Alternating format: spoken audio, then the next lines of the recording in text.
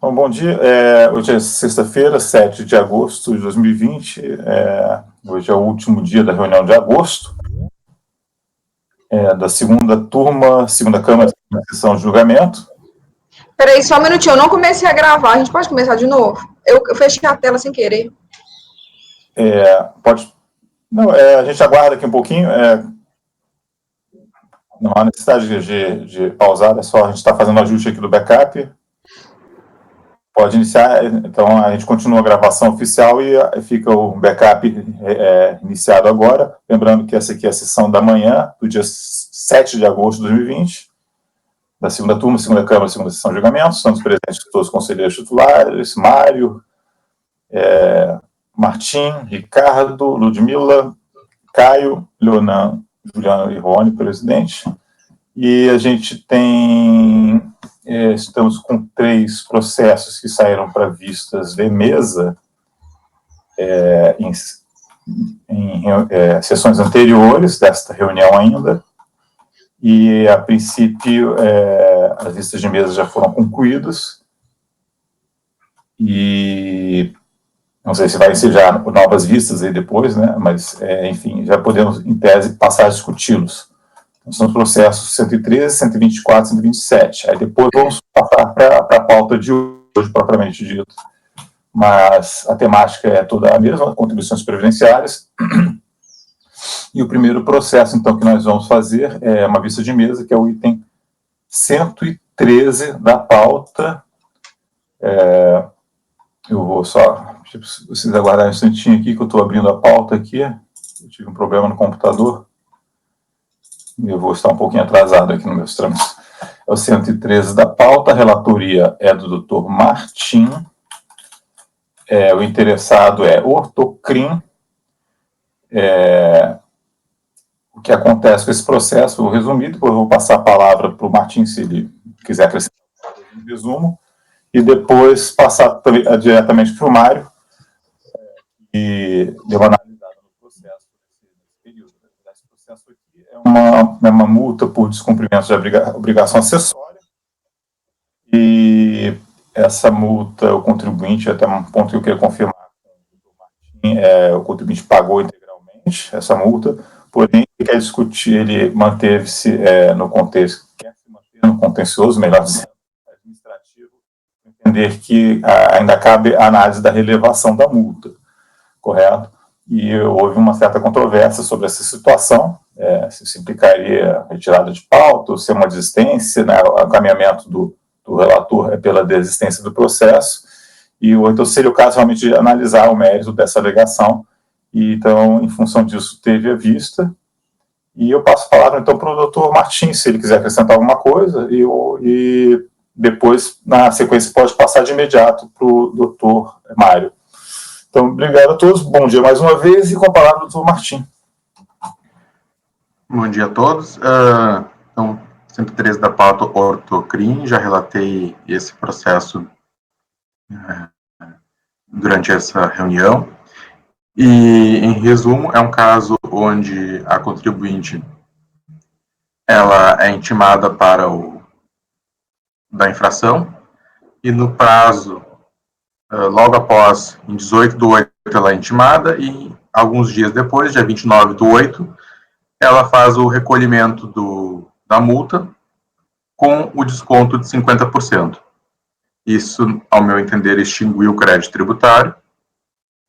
Além de ela ter feito essa extinção do crédito tributário dia 28/8, ela veio no dia 17 de setembro, dentro do prazo, apresenta um requerimento de relevação da multa e diz que se a multa for relevada, ela quer a restituição desse valor que ela pagou.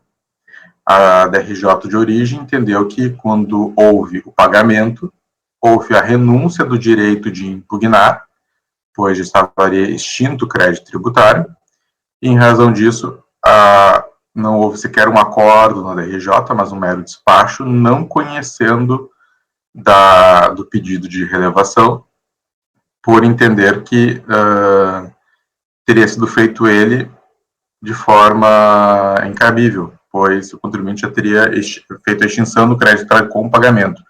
para ser feita a relevação, ou até mesmo para impugnar o débito do lançamento, o contribuinte não poderia ter feito o pagamento. É uma opção ou as outras, né? Não teria como ter o melhor dos mundos de pagar e depois pedir a relevação e eventual restituição do que foi pago já.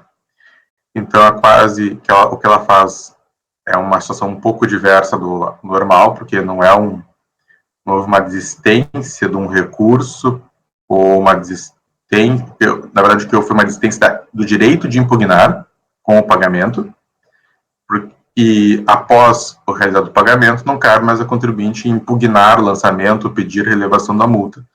Poderia ela, sem entender que pagou a maior, fazer um pedido de restituição pelas vias próprias, né?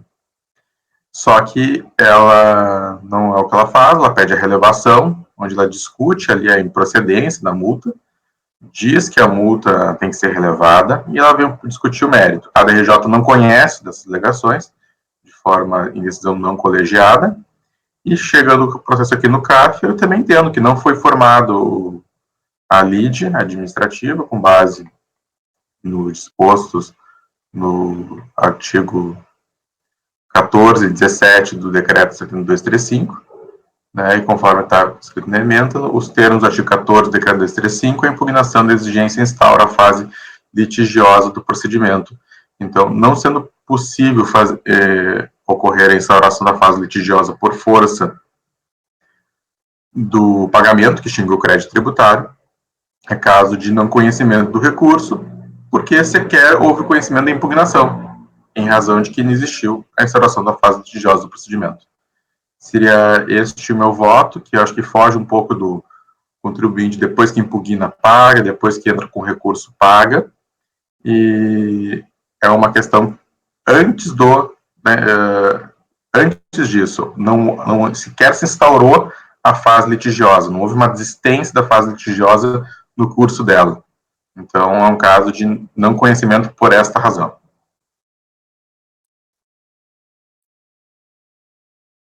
Ok, com a palavra o doutor Mário, por favor. Bom dia a todos. Está bem relatado, folha 37 do auto, tem o requerimento de elevação da multa. Só um detalhezinho, lá no final dessa folha, no pedidos, nas conclusões, item 15, a linha C, o contribuinte coloca o seguinte, seja o valor de 431,11, aí ele chama de depositado a título de depósito facultativo em favor do INSS restituído a requerente ou deferida a sua compensação, com valores futuros, isso no caso da elevação, né? Uma coisa também que eu achei curiosa, lá na despacho singular, pelo Foro 217 da DRJ, houve simplesmente um despacho singular devolvendo para a autoridade, para a unidade de preparadora. Eu concordo com quase tudo que foi dito pelo conselheiro Martim, essa questão da extinção do crédito tributário, está lá no artigo 156 do CTN, que fala, extingue o crédito tributário o pagamento. A divergência, e aí essa questão do pagamento, se seria uma desistência do contencioso. O artigo 78 do RICAF, do Regimento Interno do CAF, e aqui também nós temos o artigo 26 da portaria 341, que fala do funcionamento das DRJ também, tá? Eles se repetem.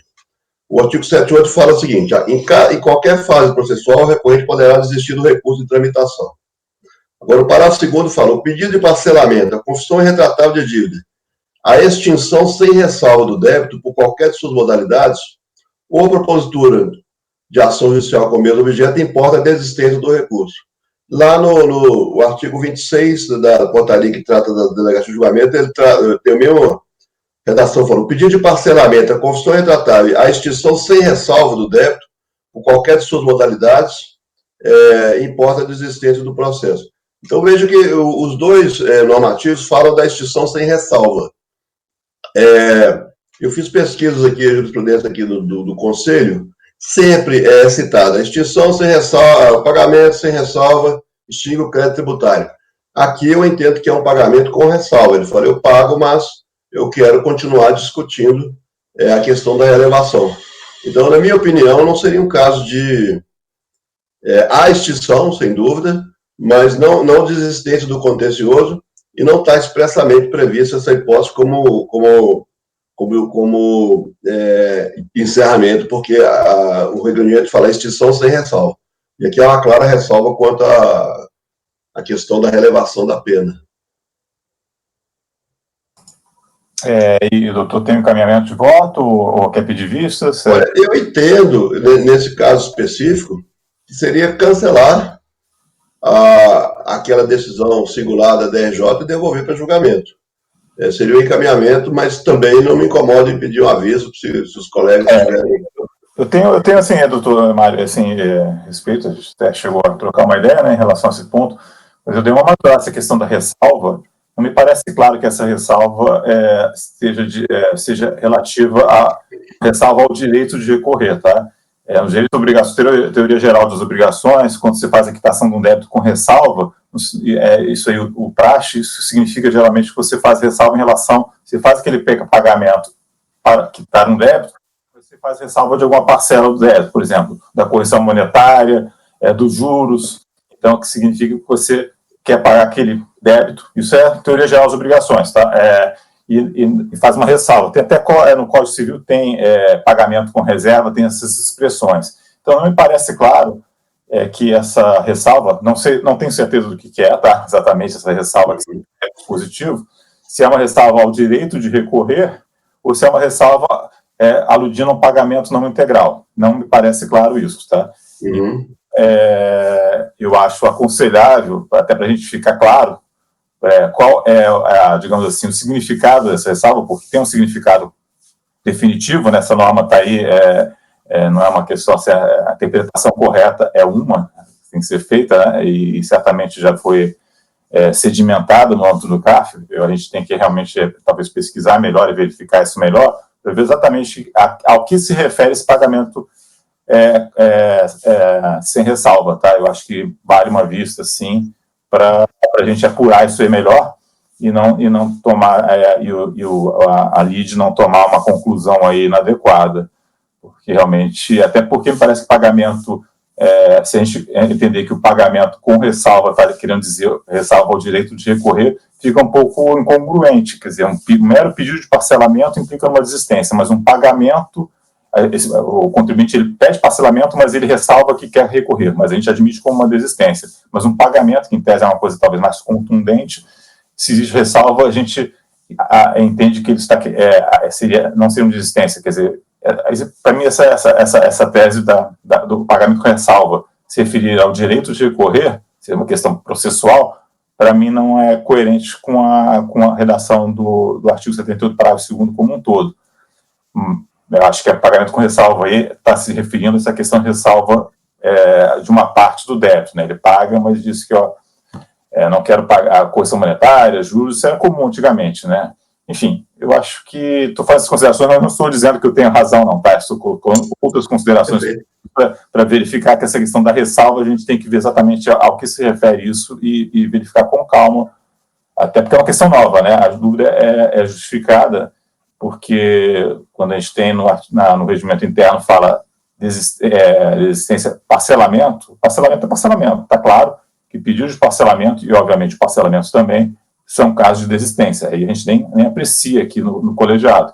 Agora, o pagamento tem a extinção do débito, não só pagamento, transação, consignação de pagamento, até existe essa qualificação, né, esse predicado aí de com ressalva e sem ressalva, que a gente tem que analisar melhor e verificar qual que é o alcance dessa palavra aí dentro do enunciado da norma.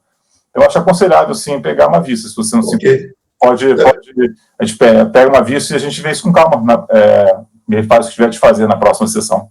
Pode ser? Perfeito, eu acho que está bem encaminhada, é uma matéria bem processual, vamos dizer assim, né? A questão do parcelamento, eu vejo uma diferença realmente, porque o parcelamento se chama de confissão irretratável justamente por causa disso, que é uma coisa prospectiva, né? Então o sujeito, para parcelar, ele tem que confessar a dívida. Nesse caso aqui, o pagamento, ele está pagando, mas não está confessando. É diferente, porque o parcelamento, ele pressupõe, e aí é expresso, né? O cidadão tem que assinar lá a confissão retratável de dívida. Então tem essa diferença sutil.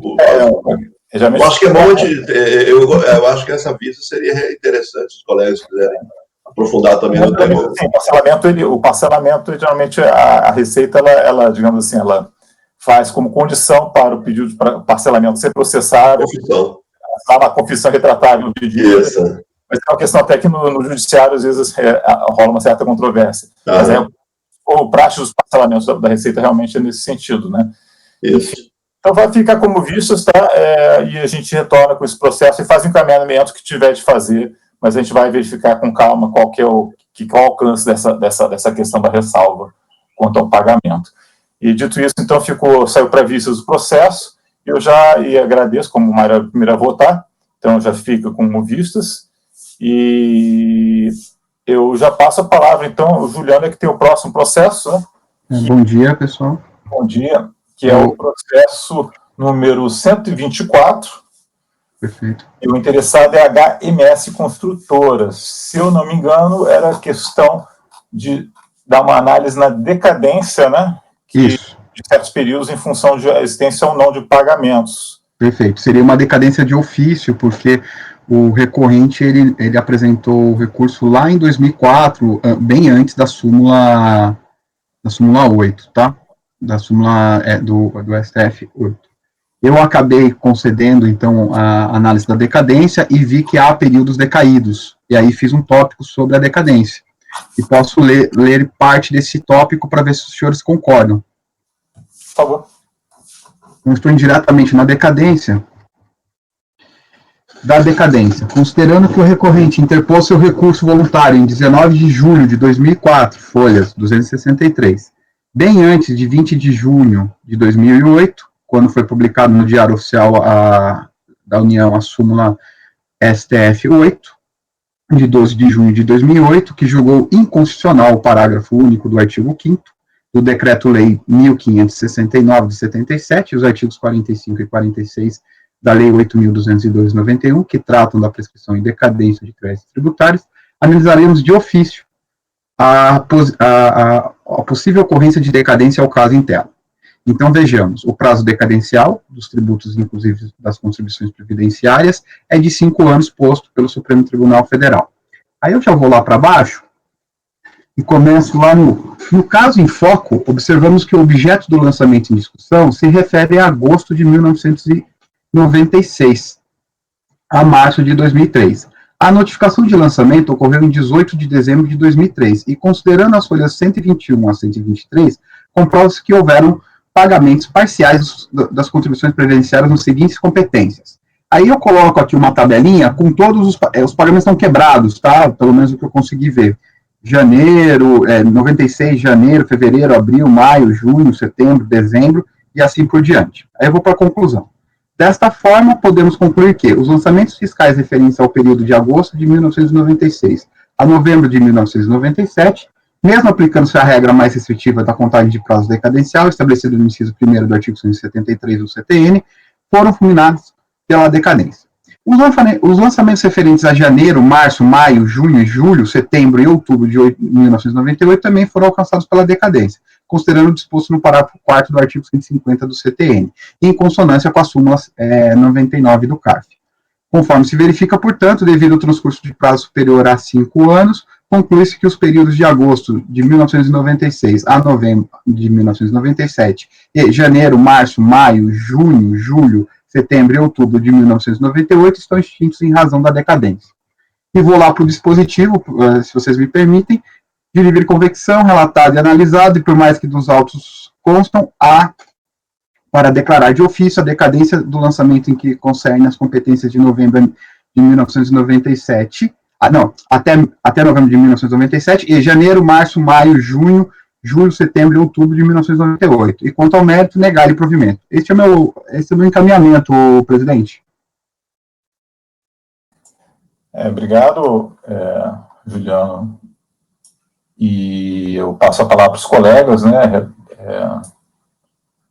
para eventuais colocações.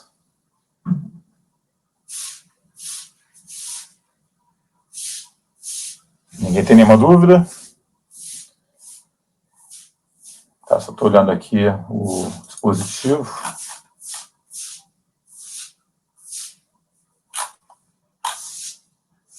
Só colocar uma questão rápida, assim, não, só de forma, tá, Juliano? É assim, na parte final do dispositivo, bom, primeiro você colocou ali, você não corrigiu ali, né, a disposto da parcial provimento ao recurso voluntário. Então, seria antidisposto, voto por declarar de ofício, decadência, etc, etc. Seria só se arranja, né? Só colocar lá embaixo. Tá bom, tá bom. De resto, assim, me parece bem analisado aí a questão. Doutor Mário, como vota? O microfone, por favor. Eu acompanho o relator, senhor presidente. Martim? Também acompanho. Ricardo? Acompanho. Edmila? Acompanho também. Caio? Acompanho o relator. Jonan? Acompanho o relator. Também acompanho. Então, ficou o item 124, que ainda estamos tratando que era do dia de ontem, né? Uma vista de mesa, e a proposta do relator foi acatada pela turma, então, por unanimidade, foi declarado de ofício a decadência do lançamento em relação às competências referidas, já anunciadas pelo doutor Juliano, e no mérito nega-se provimento ao recurso. E vamos passar ao próximo, que também o doutor Juliano ficou de uma vista de mesa, que foi o 127, Fiorella Produtos Têxteis Limitada. Com a palavra, então, doutor. Perfeito. Esse caso aqui ficaram 2 pontos para analisar. Eu fiquei de analisar, porque realmente foi constatado na sessão que houve pagamento parcial de algumas competências. Então, eu mexi na parte da decadência. Eu vou lê-la também. E na parte dos juros, eu mudei meu entendimento. Realmente havia uma impropriedade, não é que se falar em retroatividade benéfica nesse caso, e retirei a minha conclusão sobre a retroatividade benéfica. Eu estou denegando aí as questões apresentadas da multa. Então, eu vou lá na decadência diretamente.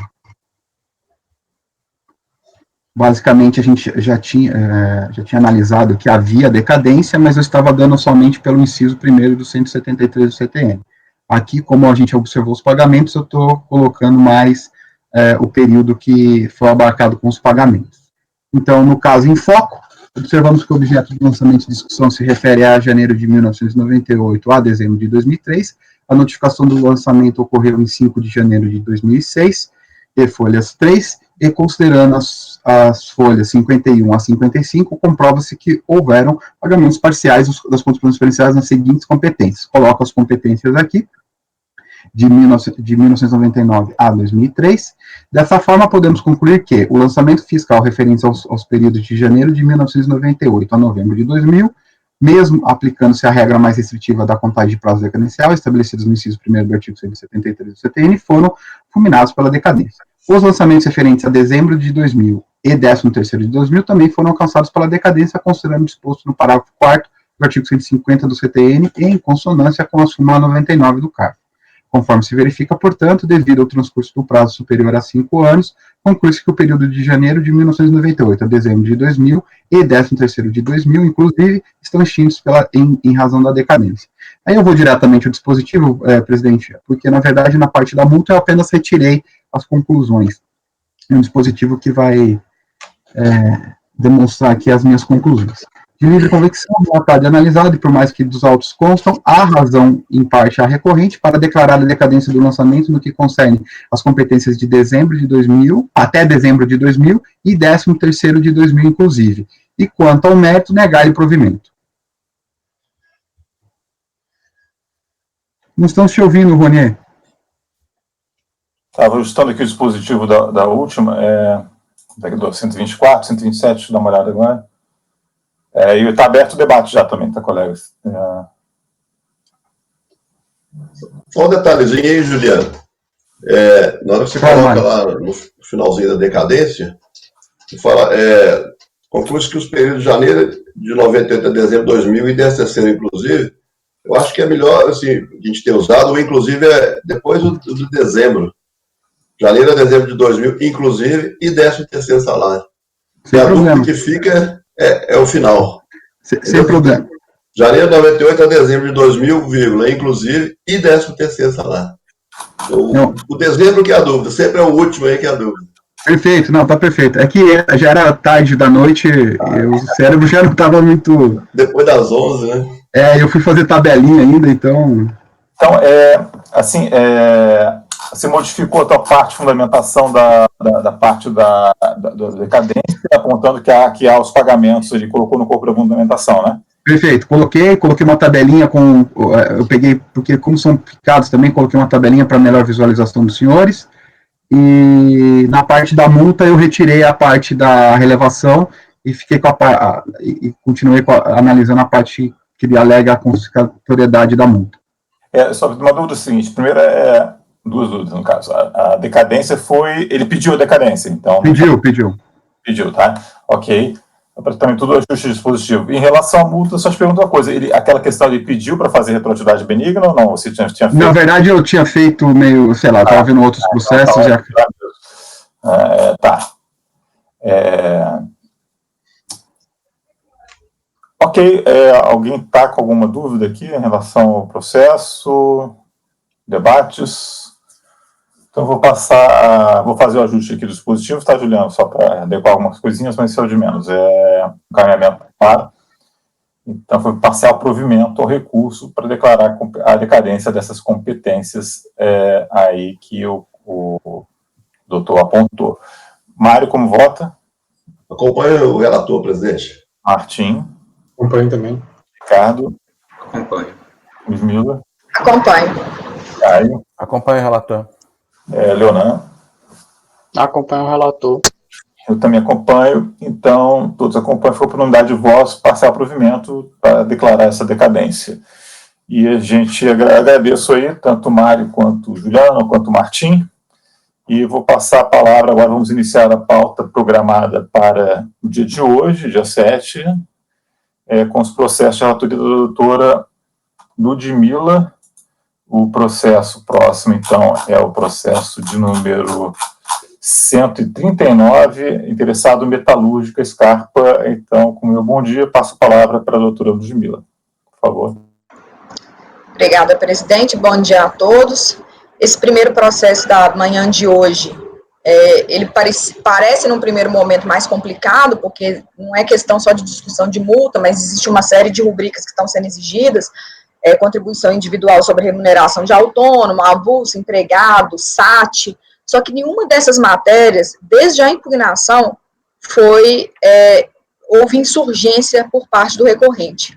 Em síntese, a insurgência, ela está com relação aos consectários legais, multas, a multa de mora aplicada, tida como confiscatória, em patamar exorbitante, inaplicabilidade da taxa Selic. Então, não existe aqui nenhuma discussão acerca do mérito mesmo das contribuições. Vou passar a leitura do voto muito rapidinho, porque a questão, como eu estou falando, é bem simples.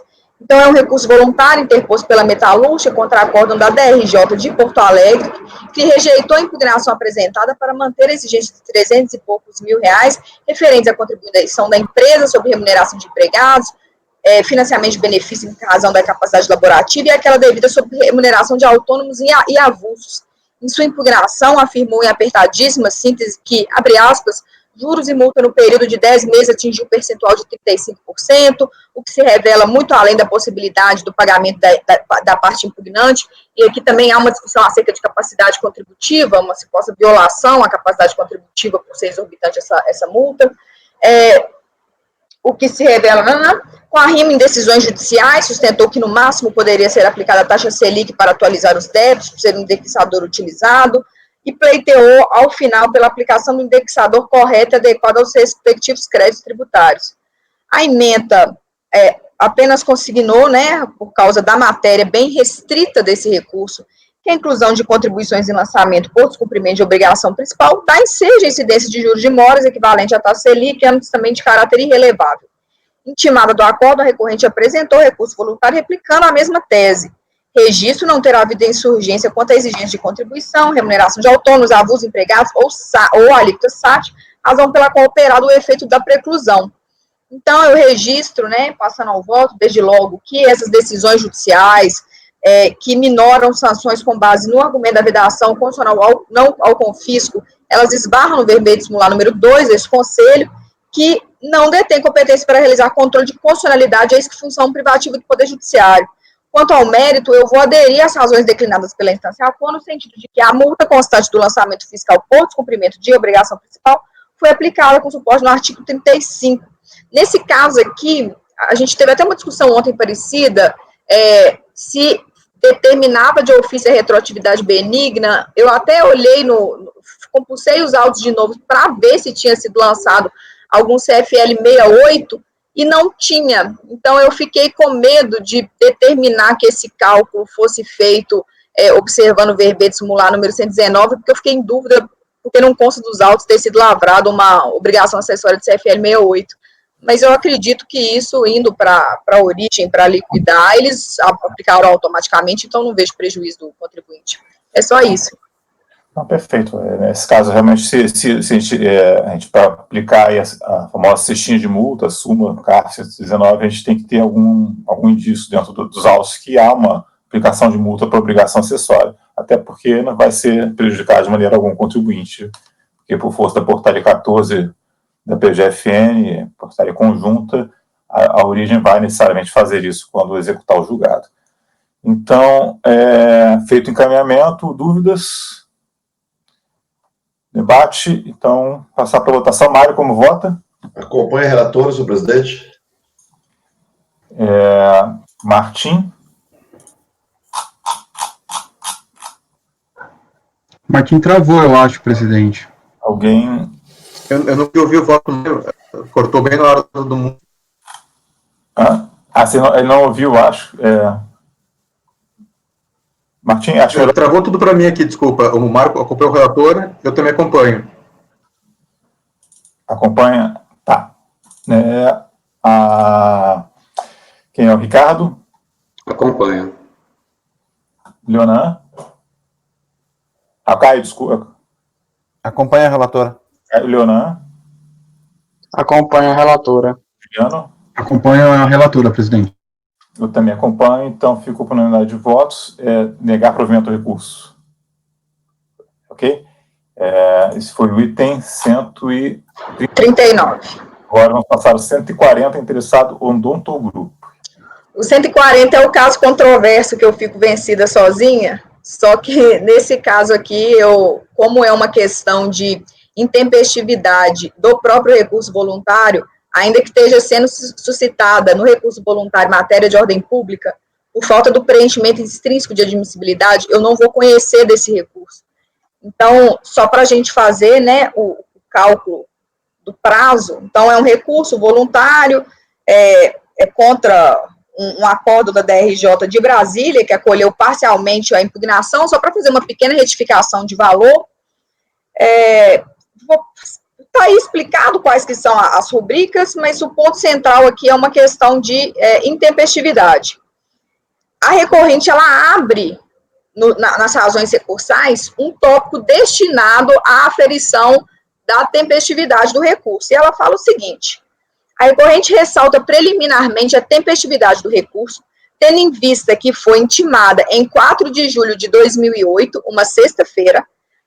Assim, o início da fluência do prazo recursal de 30 dias se deu no primeiro dia útil subsequente, ou seja, 7 de julho, logo o prazo se expira no dia 5 de agosto, sendo tempestivo o protocolo do presente recurso.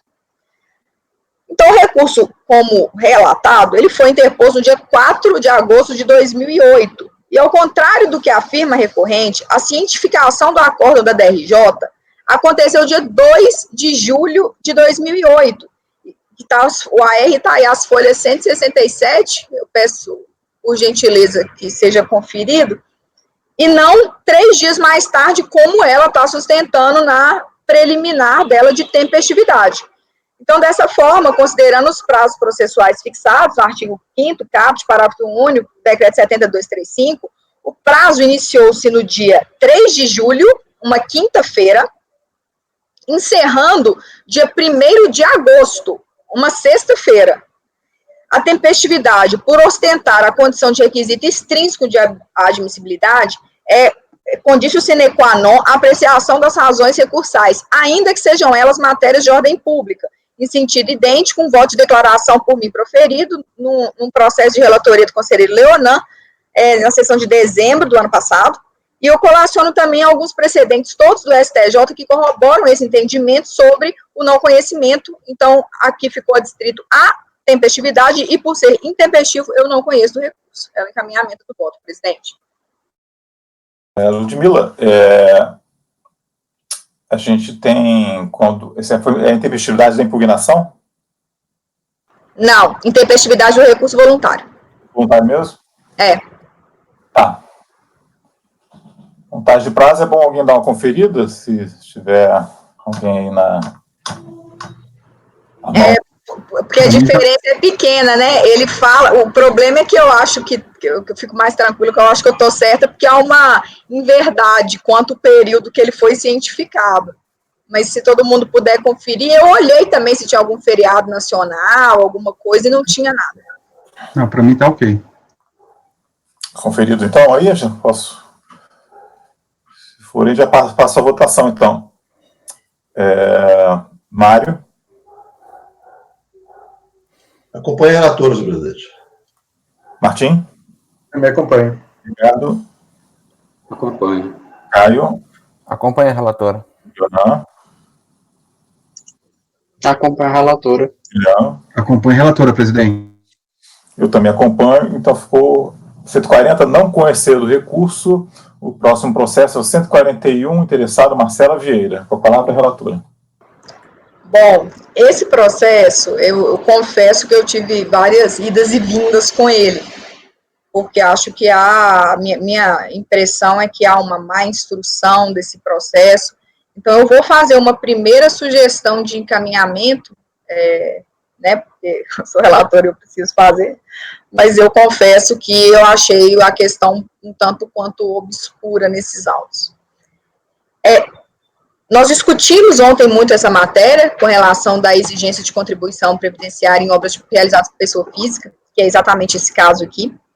Então, o recurso voluntário interposto por Marcela contra o acórdão proferido pela DRJ de Campo Grande, que rejeitou a impugnação para manter a exigência de R$85 mil e poucos ante o não recolhimento de contribuição da parte patronal, do segurado, financiamentos, benefícios, razão da incapacidade laborativa e terceiros, como motivo de realização de obra de construção civil de sua propriedade. Em sua impugnação, afirmou que a contratada, Palheta Leal Construção Civil Limitada, já teria feito o recolhimento das contribuições existentes, eis que assim previsto em contrato por elas firmado. Na verdade, é uma impugnação bem simples mesmo, feita pela própria pessoa física, e em caráter subsidiário, de forma genérica, pediu que fossem produzidas todas as provas admitidas em direito.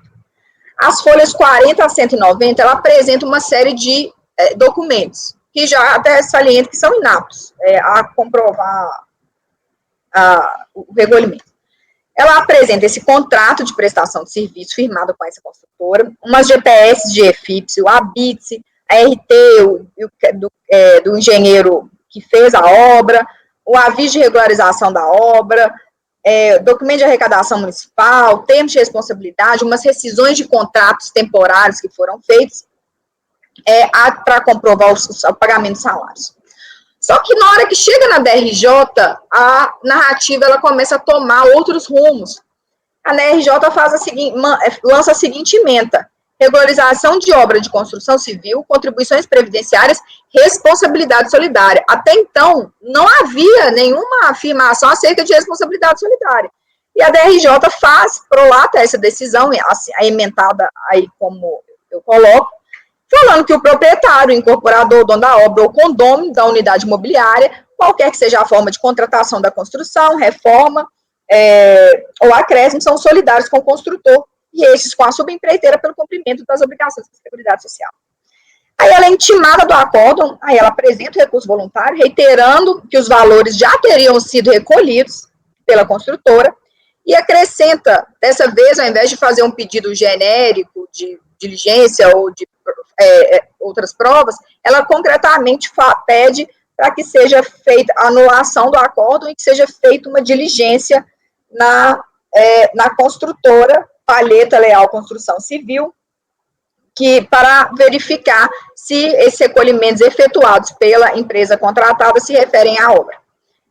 Então, conheço do recurso, porque estão presentes os pressupostos de admissibilidade, e antes de apreciar a matéria devolvida a esta instância revisora, me espero esclarecer alguns fatos relativos ao crédito hora exigidos, e para tanto eu peço vênia para transcrever o relatório fiscal de encerramento em sua integralidade. É um relatório muito sucinto. Ele fala o seguinte: o presente relatório é parte integrante da IDEB Capital, que, em virtude de o contribuinte não ter efetuado o recolhimento das contribuições para a Previdência Social incidente sobre a obra de construção civil matrícula C e tal de sua propriedade, que ela encaminhou à Receita Federal a cópia do contrato de prestação de serviço e também as GPS e GFIPs, cópia de alvará, a BITS, cópia da RT.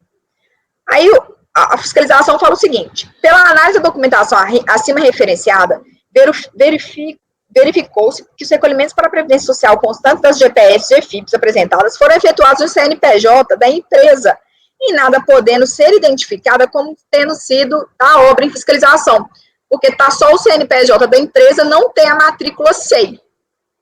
Assim, não tendo sido considerados como pagos os recolhimentos de contribuições calculados através do aro, número tal, foi emitido o AIDEBCAD acima citado. Então, tanto o auto de infração quanto o relatório fiscal de encerramento nada mencionam acerca da responsabilidade tributária, ao passo que o acórdão da DRJ, após transcrever uma série de dispositivos, o faz nos seguintes termos: conforme visto na legislação acima citada, o dono da obra é solidário ao construtor pelo recolhimento das obrigações, pelo cumprimento das obrigações para com a Seguridade Social. Se o construtor já cumpriu as obrigações com a Seguridade Social, no que diz respeito à obra do sujeito passivo, este não poderia ser compelido a tal cumprimento. Por isso é necessário que os documentos trazidos aos autos junto à impugnação comprovem de forma inequívoca que a obra foi executada integralmente por uma empresa contratada, que a empresa contratada já recolheu todas as contribuições previdenciárias. A prova de que o contrato teria sido executado deveria ocorrer por meio da apresentação de notas fiscais, recibos, faturas emitidos pela contratada. Como se viu, a obra deveria ter uma matrícula SEI da contratada. No caso de... Aí o acórdão também chega a uma outra conclusão, que eu não sei como ele chegou a essa conclusão, mas ele fala que é uma empreitada total da obra, e que tanto a GFIPs quanto a GPS deveriam estar vinculadas à matrícula SEI, o que identificaria que os recolhimentos das contribuições correspondem apenas àquela determinada obra, ou seja, não há prova do efetivo recolhimento das contribuições devidas em razão da obra do sujeito passivo. Aí, a Renata falando, mostra-se correto o lançamento feito pela autoridade lançadora contra o sujeito passivo, pois esse é devedor solidário das contribuições previdenciárias. Além de a decisão ser recorrida em colisão ao que fora consubstanciado quando o lançamento afirmar se tratar de responsabilidade tributária, sustenta ainda ser o caso de empreitada total da obra. O acórdão recorrido, relevando a ausência de indicação do inciso 6 do artigo 30 da Lei 8.212, que é o que trata da responsabilidade, defende a manutenção do lançamento, asseverando que o proprietário, qualquer que seja a forma de contratação da construção, reforma ou acréscimo, é solidário com o construtor pelo cumprimento das obrigações com a Seguridade Social. Negligencia não só a ausência de fundamento do auto de infração quanto à responsabilidade tributária, mas ainda que, por força do artigo 220 do Regulamento da Previdência Social, só há responsabilidade solidária do proprietário, incorporador, etc., quando o construtor, nos casos em que não há cessão de mão de obra. Nos casos em que há cessão de mão de obra, a ser feita a retenção de 11% sobre o valor da nota fiscal, fatura ou recibo, conforme determinado o artigo 31. Por fim, o acordo recorrido, ao examinar as provas acostadas pela parte recorrente, assevera o seguinte: vou ler só o grifado. Vou ler o começo. Já as guias de recolhimento apresentadas foram todas preenchidas com o número de CNPJ da empresa, situação que não permite concluir que tais recolhimentos decorram exclusivamente das contribuições previdenciárias incidentes sobre a obra do sujeito passivo. Ao meu sentir, tanto a instância ACO, tal qual a fiscalização, ela flerta com a plausibilidade de já terem sido recolhidos os valores aqui exigidos, mas limitam-se a asseverar que, da documentação trazida aos autos, não há como colocar uma pá de cal na controvérsia, digamos, favoravelmente, né, ao pleito da recorrente. Na decisão vergastada, consta que deveria ter a hora recorrente acostada aos autos as notas fiscais, recibos e faturas emitidas pela pela contratada. Entretanto, a fiscalização não requisitou os documentos supramencionados. Em verdade, os documentos requisitados no termo de início de procedimento foram apenas os comprovantes de recolhimento e os projetos aprovados na obra de construção civil, tendo sido apresentado o contrato de prestação de serviço de construção do imóvel, cópias das GPS e GFIPs, as cópias do alvará, a BITS e da RT. Em que pese o relatório fiscal fazer menção às cópias das GFIPs e GPS, sustentando a impossibilidade de, a partir daquela documentação, identificar o recolhimento como sendo a obra em fiscalização, nenhum outro documento foi a apresentação requerida. Por colidir com os basilares princípios da ampla defesa do contraditório, a nulidade da decisão ACOR se releva de gravidade tamanha que pode ser arguída mesmo de ofício, sem que sobre ela opere a preclusão. Na verdade, ela pede a nulidade, mas é uma nulidade por não ter sido feito diligência. Então, esse meu primeiro encaminhamento seria uma nulidade de ofício mesmo, porque o fundamento que a recorrente está usando para pedir essa anulação é diferente do que eu estou falando aqui. Então, tendo promovido inovações quanto ao critério jurídico do lançamento, eu declaro de ofício a nulidade do acordo recorrido, determinando o retorno aos autos da DRJ a fim de que seja prolatada a nova decisão. Eu confesso que é um encaminhamento que me pareceu mais oportuno, só que, porque eu tenho a impressão de que desde a fiscalização, ela vem tentando fazer uma prova, e essa prova é refutada, sem que, apresentou GPS, tá só pela obra, às vezes foi feito recolhimento, às vezes se juntasse, fosse requisitado ou juntada de outra documentação, seria plausível, as GPS são correspondentes ao período de realização da obra, então eu fiquei um pouco, meu sentimento é que foi mal instruído esse processo, e daí o encaminhamento. Ok, doutora, passo a palavra para os debates, ou votação, se todos estiverem já convencidos, não tiverem nenhuma dúvida. Dúvidas? Estão examinando ou estão prontos para votar? Eu estou dando uma olhada aqui, Felipe, por favor.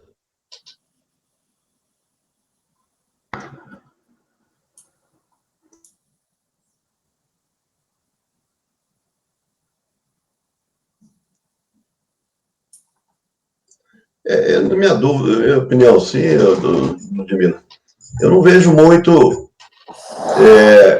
que foi feito por solidariedade, não, sabe? É porque... Não foi. Tá, mas eu estou falando que eu não sei se é solidariedade mesmo, porque não ficou claro que é um contrato de empreitada total, certo?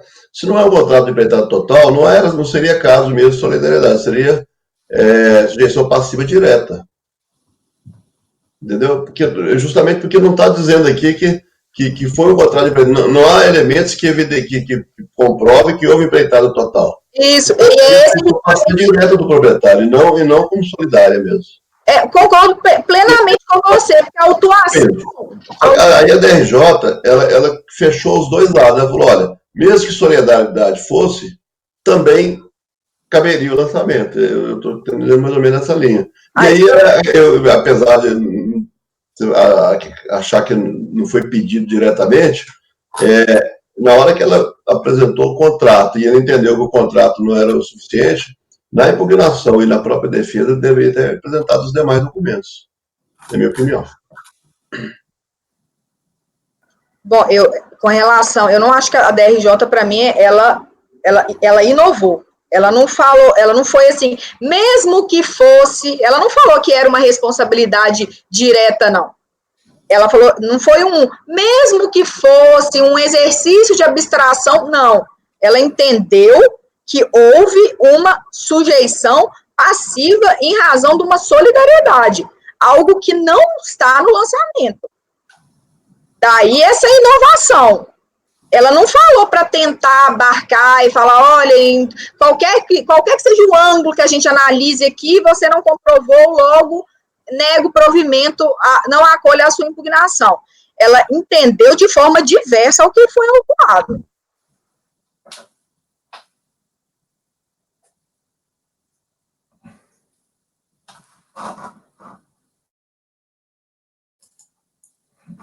os colegas, quando terminarem o exame, se estiverem aptos para votar, ou então uma vista, vocês me avisem, tá? Fico no aguardo. Oi, Caio, fala. Então, para mim não há dúvida de que o auto de infração não foi feito por solidariedade, até porque ele não tem a fundamentação legal da solidariedade, ele deveria ter, tá?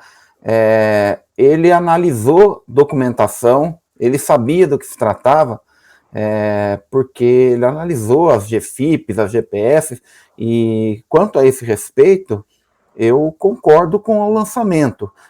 A documentação apresentada não vincula aqueles pagamentos, a obra em si, tá? Não tem como, ele não tem a matrícula SEI, ele devia ter lançado isso numa matrícula SEI separada, sabe? Senão ele não vai ter como vincular, tá? Agora, o lançamento me parece que foi equivocado, faltou essa indicação da responsabilidade solidária, ele devia ter trazido a fundamentação legal aqui. Me parece que também na decisão da DRJ, ela simplesmente complementou essa falha do auto de infração, né? Ela verificou isso e trouxe a fundamentação que deveria estar no auto de infração. Eu não sei, eu estou lendo o contrato de prestação de serviço aqui, a folha 54. É péssimo. Ele é péssimo, ele é bem simples, mas ele diz aqui no objeto, construção de um imóvel de tantos metros, tá? Ponto. Me parece um contrato para construção integral do imóvel, tá? Se você for, eu não sei qual é o fundamento que o Mário está entendendo, que não se trata de uma empreitada total. O contrato é bem simples mesmo, mas ele diz aqui, construção de um imóvel de tantos metros, ponto. Quer dizer, se ele fala construção do imóvel, nós não podemos entender que é a construção de uma parte do imóvel, é a construção integral, né? A definição de empreitada total é contratação para a construção de tudo. A construtora é responsável por toda a obra, fundação, acabamento, tudo. Tá? Me parece, ainda que de maneira bastante simples, me parece que é o que tem no contrato. Então, eu gostaria de saber por que o Mário entendeu que não é empreitada total. Agora, independentemente disso, eu acho que a decisão da DRJ inovou, né? Ela não, o fundamento da solidariedade não está no fundamento legal do auto. Infelizmente. Acho que até, eu não estou com a decisão da DRJ aberta aqui, mas sempre naquela até que eu conversei a gente debateu aqui no processo do Caio, né? Essa questão de inovação a gente tem que olhar com cuidado, né? Não é mera colocação eu não estou entrando em juízo que eu não estou vendo a decisão, tá? Só estou lembrando os senhores aqui que é inovação. Inovação realmente quando o auto só se sustenta por força daquela, ou então principal motivo, linha argumentativa da DRJ é alguma coisa que não constava no auto. Agora, se ela analisa o que está no auto e acrescenta alguma coisa, cabe a nós, assim, ignorar aquilo, porque aquilo é uma inovação, mas não decretar uma nulidade, tá? Então, verificar qualquer situação. Vocês estão analisando, a Ludmila já colocou o seu funcionamento, inovação fundamental, então, J só se sustentaria pela solidariedade, tendo em vista o entendimento que ela colocou, mas ia ser bom, talvez, que o colega que está olhando aí a decisão pudesse, talvez, chegar a uma conclusão, assim, pelo menos. O ponto, presidente, nesse sentido que você está colocando agora, ela não aborda os motivos do lançamento, ela aborda esse motivo adicional. A resposta para a sua pergunta, se o lançamento se sustentaria sem os motivos colocados pela DRJ, sim, ele se sustentaria. A impressão que eu fiquei desse processo, e daí Eu não falei o lançamento, se a decisão se sustenta sem aqueles motivos novos, entendeu? Se a decisão como análise do lançamento. Parece uma análise de uma coisa, parece que é uma análise de um outro lançamento, não o que foi feito. Porque o tempo inteiro ela só fala da questão de solidariedade, ela não aborda nada do que foi. Os fundamentos são completamente distintos. São duas coisas, teve o lançamento e depois teve a decisão da DRJ analisando outras coisas. pelas provas que estão nos autos, né, pela simplicidade do contrato, até pela cláusula que tem no contrato com relação, o recolhimento fica das contribuições, fica a cargo da contratada, que é, na verdade, o fundamento que a recorrente vem defendendo desde primeira instância, como se fosse algo oponível ao fisco, o que não é. A questão é, com os documentos que estão aí nos autos hoje, olhei esse processo inúmeras vezes, eu negaria provimento ao recurso, pela documentação que está aqui hoje. Só que, ao meu ver, tendo a DRJ cometido esse erro, no sentido de falar de solidariedade quando não há nenhuma solidariedade, eu pensei que talvez, havendo alguma probabilidade de se demonstrar que, na verdade, essa construtora já fez esses recolhimentos, que eu fiz esse encaminhamento de anular a decisão da DRJ. Não, está aberto aí o debate, né? Eu estou vendo aqui que o sujeito passivo alegou que a responsabilidade era de outrem, né? Quando ela apresentou a impugnação. Não sei se não foi por isso que a DRJ começou a ingressar nessa linha de tentar apontar essa questão da solidariedade, porque, ainda que não tenha sido mencionado expressamente no lançamento. Está aqui no debate da DRJ. O sujeito passivo alegou que a responsabilidade pelas contribuições previdenciais cabe à empresa contratada, está escrito aqui errado, para a construção da obra. Então, aparentemente, ele foi autuado e que não sou eu que sou responsável, é a empresa contratada. Na decisão. Uhum. E aí a DRJ veio e trouxe essa argumentação de que, não, na verdade, ele é responsável, sim, o contratante, por força da solidariedade. Estou, assim, tentando entender por que a DRJ trouxe esse argumento. Mas, enfim, está aí colocado. Né? Posso responder o Caio, Ludmila, essa questão por que eu acho que não seria contrato de empreitada total? Não é que eu acho ou deixo de achar. Não há elementos que evidenciam. No julgamento da DRJ, ela deixa bem claro, ela fala assim, o contrato de prestação prova somente a celebração do negócio, mas não comprova que tal negócio tenha sido efetivado.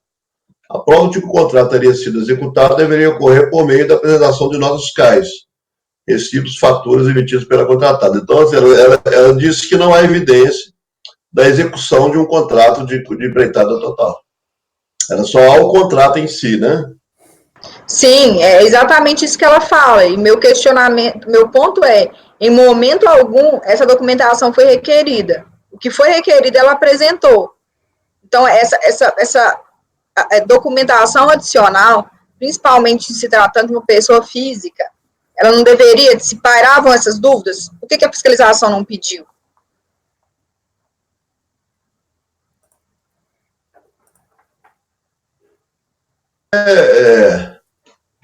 Talvez na fundamentação aí, Ludmila, eu acho que tem como é que é o termo que é usado, essa inconsistência dentro do próprio do acordo, que ao mesmo tempo que ela fala assim, o contrato não comprova que tal negócio tenha sido efetivado. Depois ela fala, a prova deveria ter sido evidenciada. Então ela está dizendo, ela está negando a empreitada total, né? Mais ou menos nesse sentido. Agora, no final, ela põe, dessa forma, mostra o correto pela autoridade, pois este é devedor solidário. Se ela não reconheceu o contrato, como é que ela está dizendo que é solidário, né? Então, acho que nesse caso, poderia evidenciar essa incoerência, né? Essa inconsistência dentro da decisão, para que seja melhor fundamentada. Não, esse é o ponto, como eu falei, esse encaminhamento é um encaminhamento que realmente as questões postas aí são um tanto quanto confusas para mim, e eu realmente, dada a documentação que foi apresentada, levando em consideração da matrícula C, tá no nome da pessoa física, eu não sei, até que eu tenho uma dúvida se novos documentos fossem apresentados, se ela não conseguiria elidir essa responsabilidade e provar esse recolhimento. Mas, ao mesmo tempo, eu acho que isso seria baixo, mas aí existem esses problemas todos no acordo da DRJ. Eu, sinceramente, eu não vejo muito eu votaria pelo improcedente, porque não tem nada disso, não foi exibida matrícula SEI, não foi feito recolhimento separado, nem nada, então, eu acho que é só jogar para frente. Isso eu não consigo afirmar, porque como ela junta esse contrato... Os autos evidencia que não mostrou recolhimento. Sim, pelo que tem nos autos, mas e se fosse feita uma diligência? E se esses documentos que a DRJ está falando, ela tivesse requisitado a recorrente para apresentar? Essa que é a minha dúvida. As guias de recolhimento apresentadas foram preenchidas com o número de CVA da empresa, então, tanto sabia da necessidade que foi apresentado guia.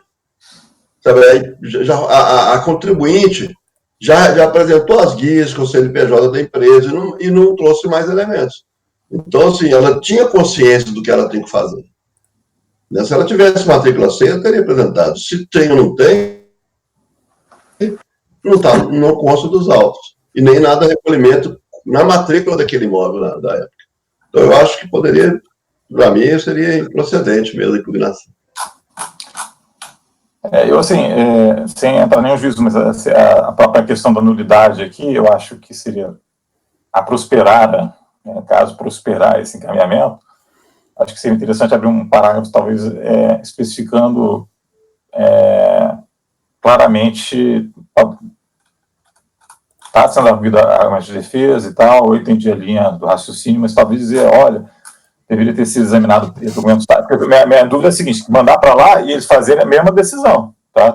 Do jeito que está. Não, eu acho que é isso aí mesmo, não parece muito claro que apontar de uma maneira talvez mais concreta as falhas, assim, ó, vocês deveriam ter examinado isso, pedir os documentos, ou tomar a diligência para fazer isso, não como ordem, porque a gente não pode fazer isso, né? Eles vão fazer o que eles quiserem, mas pelo menos para dar um indicativo, assim, limitando-se a abordar a fundamentação legal que consta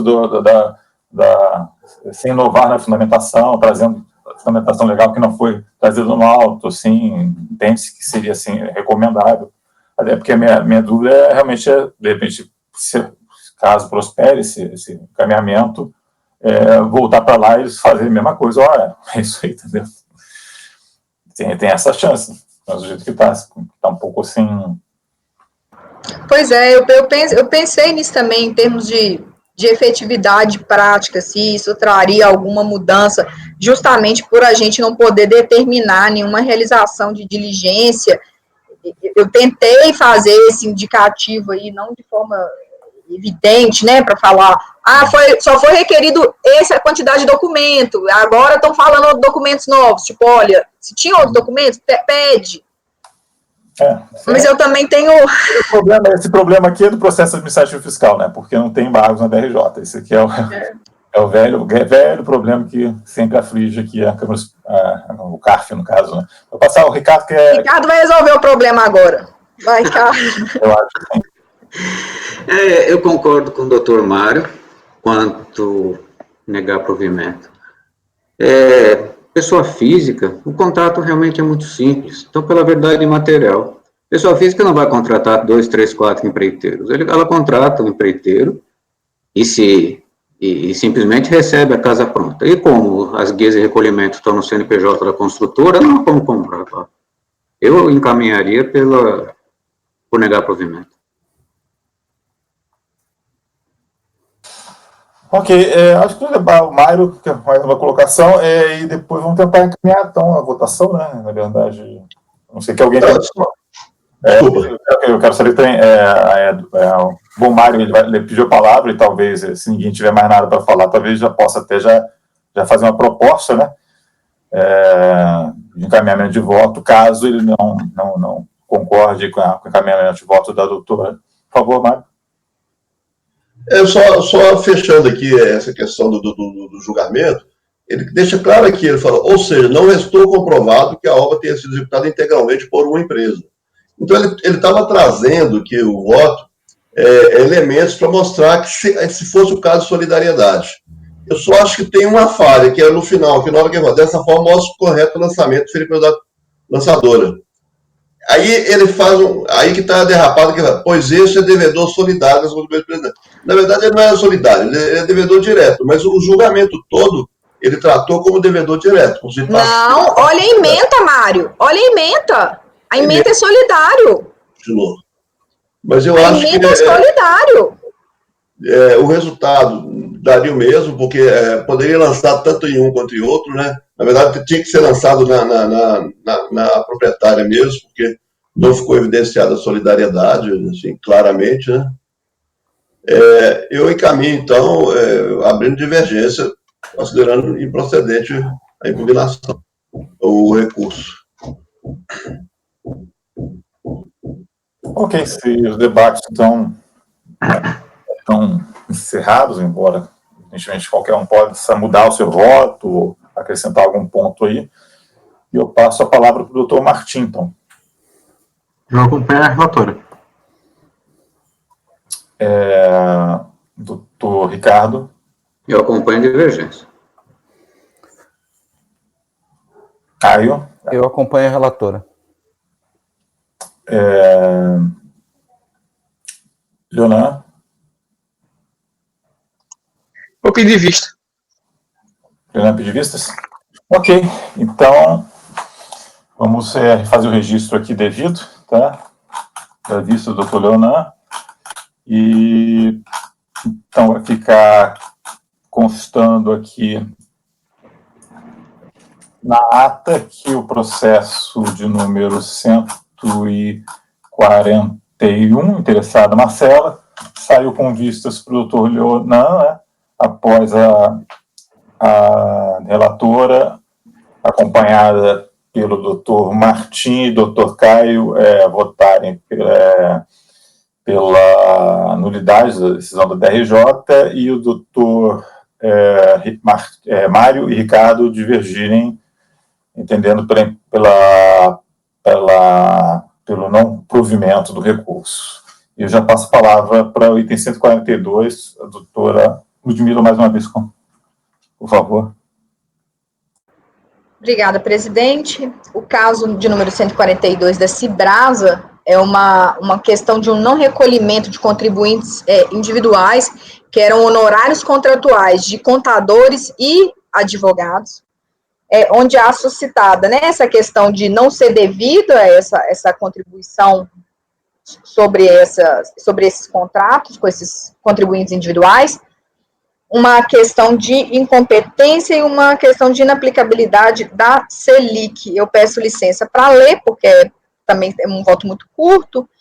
É um recurso voluntário da Cibrasa contra o acórdão da DRJ do Rio, que rejeitou a impugnação apresentada para manter a exigência de 340 e poucos mil, referente à ausência de recolhimento das contribuições sociais, empresas e seguradas incidentes sobre remunerações pagas a contribuintes individuais no período de setembro a abril de 2007. De acordo com o relatório de notificação fiscal, teria a hora recorrente deixado de recolher as contribuições para a Seguridade Social, incidentes sobre os pagamentos de honorários contábeis e advocatícios, conforme escriturado nas contas tais, e ainda atestados pelos recibos emitidos pela própria recorrente. 3 teses foram suscitadas na peça impugnatória. A primeira tese é a nulidade por força da incompetência do auditor fiscal para a lavratura da notificação de lançamento. A segunda tese, a não incidência da contribuição sobre esses montantes. A terceira tese, a inaplicabilidade da taxa Selic. Colacionei aí a decisão da DRJ, quando ela foi intimada, ela apresentou um recurso voluntário, replicando ipsis literis a impugnação. É o relatório, eu conheci do recurso, porque estão presentes os pressupostos de admissibilidade, a preliminar de carência de competência da autoridade fiscalizadora para a lavratura do auto de infração, ela afirma, na verdade, que caberia ao auditor tão somente a propositura de tal imposição para que a autoridade legalmente investida determinasse a lavratura da imposição tributária se houvesse. E que, então, essa competência seria do chefe do serviço ou da seção. Essa que seria a autoridade administrativa competente para a lavratura. Então, o decreto 6.641, que regulamenta as atribuições da carreira de auditora fiscal da Receita Federal, elenca no seu artigo 2º as seguintes competências, na linha A, está lá, constituir mediante lançamento do crédito tributário. Por ter sido o lançamento feito em observância aos requisitos previstos no artigo 11 do decreto 7235, e também por não ter nenhuma nulidade, que está no artigo 59 desse mesmo decreto, eu estou rejeitando a preliminar. Do mérito, a questão da impossibilidade de exigência da contribuição sobre os valores pagos de honorários advocatícios e contábeis, e aqui só diferenciando que não é o honorário advocatício de êxito em ação judicial, é o honorário contratual mesmo. Então, na tentativa de esquivar do recolhimento da exigência, dizem não existir obrigação de desconto, vez que a natureza jurídica, as profissões regulamentadas como advogado e contador exigem para a sua efetividade registro profissional perante o órgão de classe. Digitada a tese, confronta com a literalidade do inciso 3 do artigo 22 da Lei 8.212 e do Regulamento da Previdência Social, que assim dispõe. Eu anoto ainda que o entendimento ora esposado no que tange ao recolhimento da contribuição sobre os honorários contratuais vai ao encontro das conclusões alcançadas em uma solução de consulta de janeiro de 2017 da COSIT, número 61. Então, por inexistir provas do recolhimento dessas contribuições, eu rejeito a tese. A inaplicabilidade da taxa Selic, eu não acolho por força da súmula número 4 desse conselho, então o encaminhamento é de negativa de provimento ao recurso. Ok, dúvidas? Questionamentos?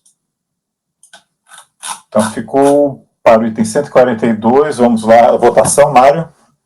Acompanha relator, senhor presidente. Sim. Acompanha relator. Ricardo. Acompanho. Caio. Acompanho. Jonan. Acompanho. Juliano. Acompanho a relatora, presidente.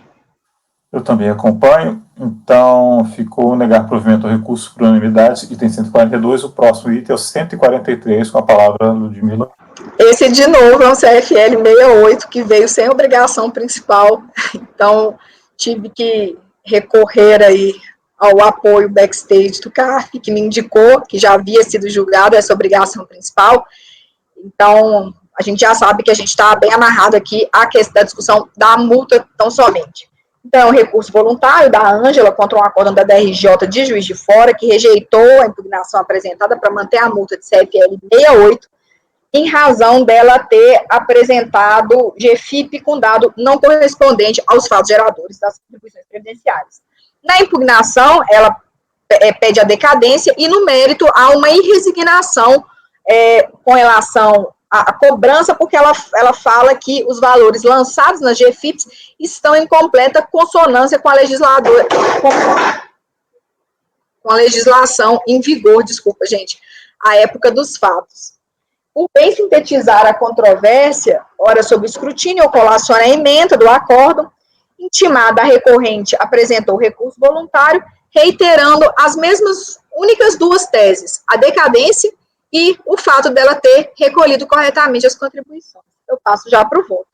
O processo é relativo à obrigação acessória, está intrinsecamente vinculado a um processo de número tal, no qual se discute a obrigação principal. E do escrutínio das razões declinadas em sede recursal, nota-se que a tese suscitada encontra-se, então, umbilicalmente atrelada, existe uma tese, né, que está umbilicalmente atrelada à insubsistência da autuação. A data de 21/10/2010 foi proferido neste Conselho o acórdão de número tal, que restou assim ementado. O acórdão reconheceu a decadência do principal, parte da decadência do principal. E resignada, a PGFN manejou recurso especial para questionar tanto a regra decadencial, quanto também a aferição da multa por retroatividade benigna. É um acórdão mais antigo, então essas questões ainda eram palpitantes. Então, restou o acórdão assim emendado, tal, então foi reconhecido, foi comprovado o pagamento parcial, foi reconhecida na obrigação principal uma decadência parcial e foi determinada a retroatividade benigna. Então, por estar preclusa toda discussão quanto à obrigação principal, subsiste apenas a preliminar de decadência, razão pela qual eu conheço parcialmente do recurso presentes pressupostos de admissibilidade. Então, conforme já relatado, ao apreciar os autos de obrigação principal, deu este egrégio conselho parcial provimento ao recurso voluntário para reconhecer ter sido exigência parcialmente fulminada pela decadência. Entretanto, em se tratando de cumprimento de obrigação tributária acessória, né, o verbete sumular de número 148 desse Conselho determina a aplicação do artigo 173. Lá, a decadência parcial foi por 150, parágrafo 4º, recolhimento parcial. Então, dessa forma, considerando que a autuação em comento foi motivada pelo descumprimento da obrigação acessória nas competências 1 de 99 a 12 de 2002, folhas tais, e a ciência do lançamento se deu em 21 de 12 de 2007, restam fulminadas pela decadência as competências 1 de 99 a 12 de 2001. Então, ante o exposto, eu conheço parcialmente do recurso, apenas quanto a preliminar de decadência, para, na parte conhecida, dar-lhe parcial provimento para declarar a decadência das competências 1 de 99 a 12 de 2001. Eu esqueci de fazer o registro, mas como já está na obrigação principal, da questão de fazer a aferição com base na súmula 119 do CARF, da cestinha de multas. É o encaminhamento do voto, presidente. Ok, eu acho só que fica um pouco melhor assim que, né, se todos concordam, né, como a gente caminhou num outro caso aí, dar provimento parcial ao recurso para que a multa aplicada seja calculada considerando-se a decadência das competências, que o lançamento, mas na verdade, isso é um recálculo do lançamento considerando a decadência de determinadas competências, não decadência assim direto. A gente fez isso nos casos anteriores na sessão. Tá? Acho que fica um pouquinho melhor. Eu estava repensando uma coisa, porque se a decadência do principal foi por força do 150, e aqui nós vamos calcular a decadência do 173, a decadência da obrigação principal ela é maior do que a decadência que a gente vai reconhecer aqui. Então, não é bem, e é até por isso que eu vou até entrar com o embargo de declaração de um processo meu, que eu acho que o principal, ela teve a decadência de um período maior do que o que nós vamos reconhecer aqui agora, porque nós estamos aplicando uma regra que é menos favorável ao recorrente no caso de obrigação acessória. Então, não tem essa correlação direta. Para mim, a súmula 148, ela fala exatamente isso. No caso de multa por descumprimento de obrigação acessória, a aferição da decadência tem sempre como base o artigo 173, ainda que se verifique o pagamento antecipado da obrigação principal correlata. Porque se eu falo que, como eu reconheci a decadência do principal com base no 150, parágrafo 4º, isso vai implicar nessa multa aqui, eu vou estar reconhecendo a decadência de obrigações acessórias que ainda não aconteceram, porque aqui eu vou aplicar o 173. Bom, primeira coisa, vamos fazer por etapas, então, Ludmila, já que você está levantando essa questão, que é uma outra questão, né? Nesse processo, a obrigação principal decaiu? Parte? Qual foi o período que decaiu? Os colegas estão aí, me ajudem também, até para ficar clara essa questão, né?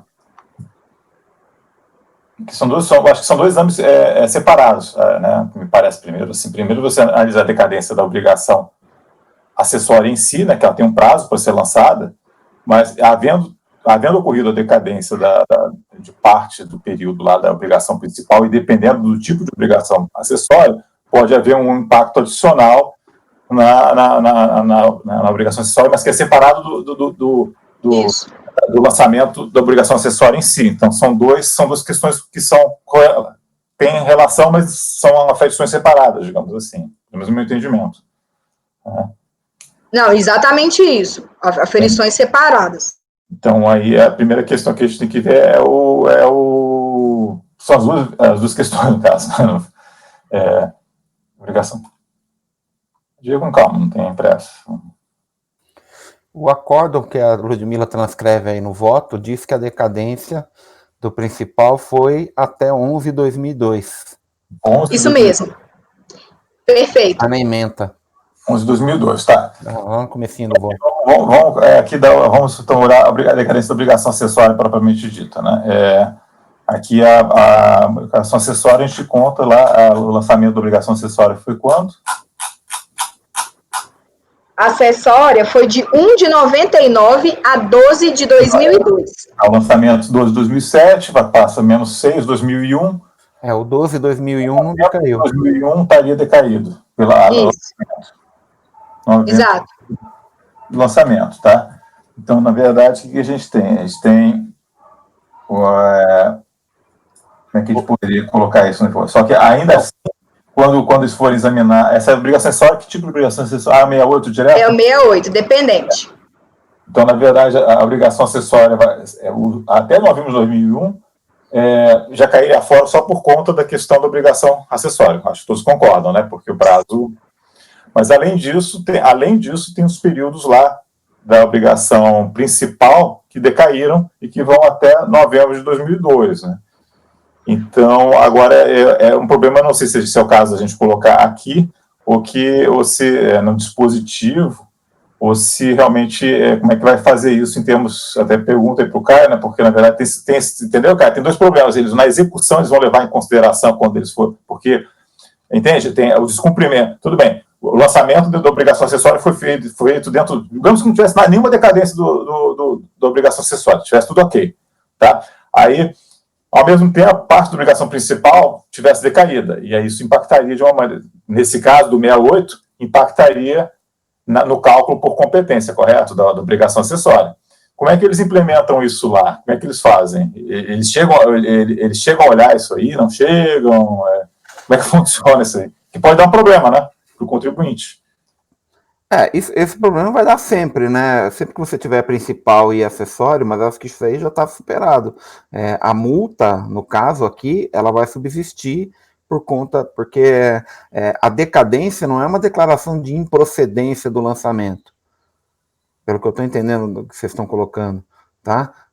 Então, o fato de você ter uma decadência do principal maior do que a decadência do acessório, significa pura e simplesmente dizer o seguinte, aqui, no principal, o período que não pode lançar, não quer dizer que é improcedente, é procedente, só que você não pode lançar, é maior. E aqui, ele continua sendo procedente, só que o período que eu posso lançar é um pouquinho menor, tá? Por conta da forma de contagem do prazo. Então, eu não vejo problema.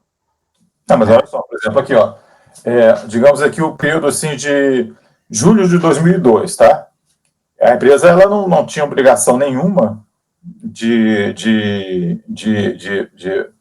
nesse caso aqui, concreto, né? Julho de 2002, a empresa ela foi considerado decaído, né? Esse período, porque não era. Tá, eu estou entendendo aqui uma coisa. Não é que ela considerado decaído, você não analisa o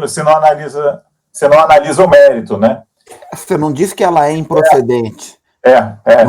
Não é que era indevido, era devido.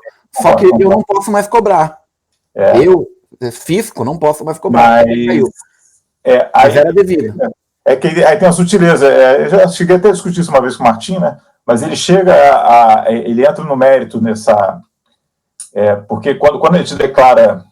Quando é declarada a decadência de uma parte da obrigação principal, em tese, ele pode discutir a decadência na obrigação acessória, que vai ter as questões de mérito do lançamento, propriamente disso, eles fazem isso, e o CARF tem admitido isso, a discussão do mérito do lançamento na obrigação acessória, porque tem impacto no cálculo da obrigação acessória 68, então, em tese, ele pode discutir. Ele chegou a discutir nesse caso ou não? Ou ele não entrou no mérito? Você entende, Ludmila, que a gente Sim. Sim. Até essa confusão, esse motivo é até o motivo pelo qual eu acho que eu tenho que embargar um acordo meu, porque eu fiz essa aplicação automática. Eu estou com o principal aqui, decaiu tanto, logo aqui está decaído igual, e não é. Porque há uma diferença, né, como o Caio bem colocou, uma coisa é você falar que o fisco não pode cobrar aquilo porque não incidiria a contribuição previdenciária ali. Outra coisa é só que você passou um tempo, aquilo ali era devido. Você só não pode cobrar porque passou um tempo, mas continua a existir. Uhum. Eu acho que neste caso... certo nesse caso, então, me parece aqui, né? Porque, a não ser que o contribuinte tivesse se insurgido contra o mérito da autuação do objeto principal, que ele teria o interesse recursal de fazer. Mas ele aqui se insurge, né? Porque ele fala que ele recolheu todas as contribuições corretas. Por isso eu estou conhecendo parcialmente do recurso. Oi? Ele se insurge? Sim, por isso que o meu conhecimento é parcial. Olha o que ele fala na impugnação, que é a réplica do recurso voluntário. Os valores lançados em GFIPs estão em completa consonância com a legislação em vigor à época dos fatos. O que ele está querendo dizer? Eu recolhi certo? Não tem dado inexato. Mas eu acho que ele não estaria precluso. Martinha, recorda um pouquinho isso você se lembra daquela discussão que teve quando a decadência parcial da obrigação principal e obrigação acessória? tá? O contribuinte, na obrigação principal, ele ganha parte, mas não por força de uma análise de mérito, mas sim porque foi decaído. Tá? Ele não podia lançar. E aí o contribuinte nos autos do processo acessório, ele quer discutir o mérito dessa autuação, porque no caso é um CFL 68, digamos assim. Então ele tem um interesse recursal a discutir, e me parece que seria o caso sim de conhecer, porque é diferente na obrigação principal de terem chegado uma solução de mérito, porque aí já estaria dado uma solução de mérito ali. Agora, para o cálculo da obrigação acessória, você teria essa questão da períodos que seriam que em tese não se chegou a uma conclusão de mérito sobre o contribuinte ter ou não que recolher, apresentar os dados no caso. A minha opinião é justamente essa. Se foi o contribuinte, ele, por alguma razão, teve decadência na obrigação principal, não segue a mesma lógica da decadência, né, porque um é 150 para 4, outros são 731, né, e pode ser que tenha um período que tenha decaído no principal e não tenha decaído na obrigação acessória. Justamente por causa que a contagem é diferente. Em relação a esse período, a gente tem que analisar o mérito, digamos que seja PLR a autuação. A gente vai ter que analisar o PLR só na obrigação acessória, a gente não analisaria o PLR da obrigação principal, porque, digamos, foi fulminado pela decadência, mas teria que ter toda uma discussão de mérito na obrigação acessória em relação àquele período, para saber se deveria ter lançado os fatos geradores em questão daquele período. É isso? Você concorda, Rony? É a mesma coisa que você falou. É o que a gente tinha, a gente já votou assim, né? E já abordagem, é uma questão meio sutil, né? Porque não houve. Mas assim, de mérito na obrigação principal em relação àqueles períodos. Houve só um reconhecimento que o fisco não poderia ter lançado a obrigação principal. Mas não houve discussão mas como isso tem impacto direto na obrigação acessória 68, né? Que diz que, poxa, naquele período. Eu não devia contribuição. Vocês estão me lançando uma contribuição que eu não devia, estão me multando por eu ter declarado no IGFIP eu acho que eu não devia.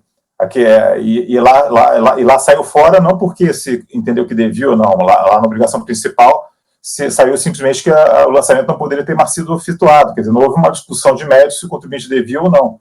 Então, como é que vai saber se ele devia declarar na GFIP aquele determinado valor, se aquilo nem foi analisado? Entende? Bom, na sexta... O Caio quer levantar a mão aí, eu não sei se ele tem... Vamos só ouvir ele, Ludmila, depois a gente retorna contigo. Fala aí, Caio, o que você acha? Eu tenho quanto a esse ponto, inclusive aqui no nosso caso concreto aqui, nós temos uma decisão no processo principal que julgou procedente o lançamento, né? A diferença sobre o salário básico de segurado autônomo, segurados aqui, segundo item da ementa aqui, analisou isso, não é isso, Ludmila? Então, assim... Exatamente. Eu acho que as colocações são pertinentes, tudo. Eu acho que em matéria de conhecimento, nós temos um ano a mais de conhecimento, pelo menos um ano de conhecimento da matéria aqui, porque não ocorreu a decadência, e só que esse entendimento está vinculado ao que já foi decidido no principal. Exatamente. Né? Então, exatamente. Eu não tenho competência para fazer uma análise de mérito aqui da obrigação principal, porque isso já foi feito, eu sou um mero acessório aqui. É reflexo, né? Aqui é exatamente. Um reflexo daquilo. Então, lá já foi analisado e já foi dado, negado o provimento ao recurso, quer dizer, foi dito que o lançamento é correto. Então... eu concordo em termos, né? Porque, na verdade, o conjunto probatório que foi analisado foi para determinados anos calendários, né? Tem um ano inteiro que pode ter alguma especificidade naquele ano que não... eu concordo que é improvável, tá, gente? Mas a gente analisou 4 anos lá na obrigação principal, não analisou o resto que estava decaído, e aqui tem um ano todo que vai fazer uma diferença. Se foi válido para aquele período lá, então, quer dizer, se o lançamento estava ok para aquele período que foi analisado, então, em tese, para esse período que não foi analisado, ele seria válido também. Assim, eu acho que... Não, é uma referência válida, tá? Não quero polemizar demais também, não, acho que... Mas eu estou dizendo só que esse raciocínio é completamente... Porque, dependendo de uma situação, pode ter alguma especificidade naquele ano que não foi analisado por conta da decadência, que leve a uma conclusão diferente do que a turma, quando julgou a obrigação principal, tenha chegado, tá? Acho que não é o caso. Então, pois é, mas imagina, se assim a gente pensar, eu teria... E não necessariamente resulta em incongruência, né? Quer dizer, pode ser congruente, pode ser realmente para um ano, realmente valia, não valia aquela coisa, não poderia decadência, mas realmente não tinha mérito, e nos anos que foi analisado, realmente valia. Isso não tem uma incongruência, isso aí. Pois mas para eu fazer essa análise, que abstratamente você está propondo, eu teria que ter os autos da obrigação principal comigo, eu não tenho. Eu não vi o recurso dele da obrigação principal, eu só tenho uma narrativa de um acórdão aqui. Aí fica... E é por isso que é tão ruim a gente receber esses CFLs dessa forma. Porque além de a gente ter um trabalho imenso de ter que achar, de ter que recorrer para saber se foi julgado, se foi objeto de parcelamento, qual fim teve esse processo, eu ainda só tenho um milésimo do que aconteceu nos autos da principal. Eu não tenho condições de entrar nisso.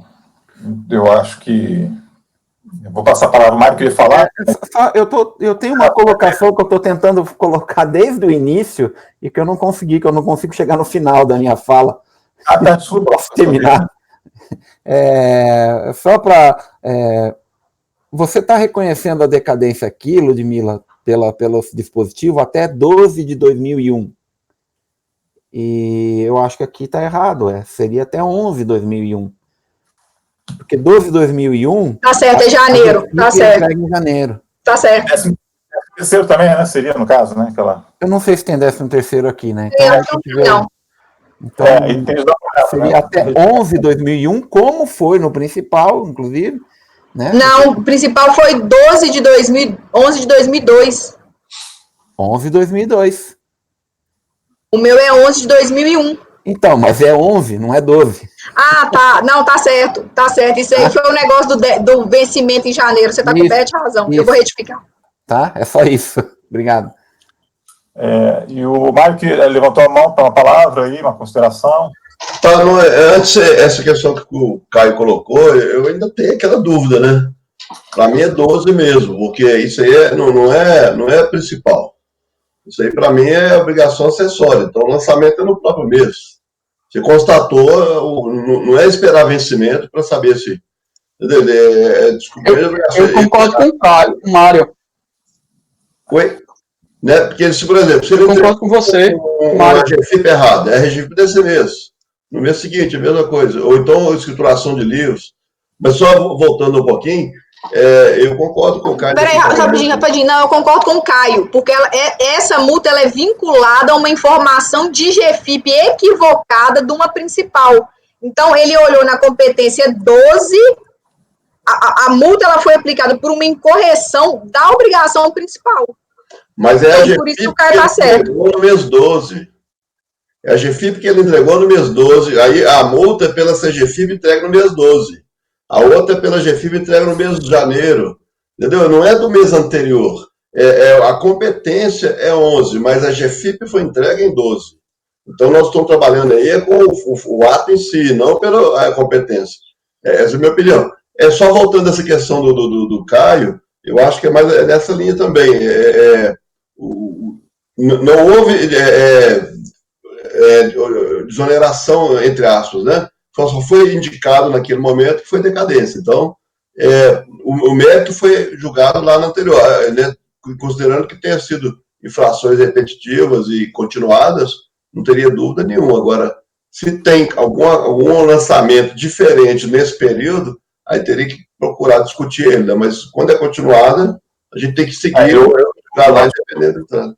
Muito bom. Eu vou passar a palavra para o Leonan, mas eu acho que esse é um ponto bem colocado pelo Mário, né? A gente, se realmente há algum indicativo de que o lançamento da obrigação principal possa ter algum tipo de tratamento diferente para aquele período que não foi analisado no principal, no processo principal, acho que realmente o cuidado é válido.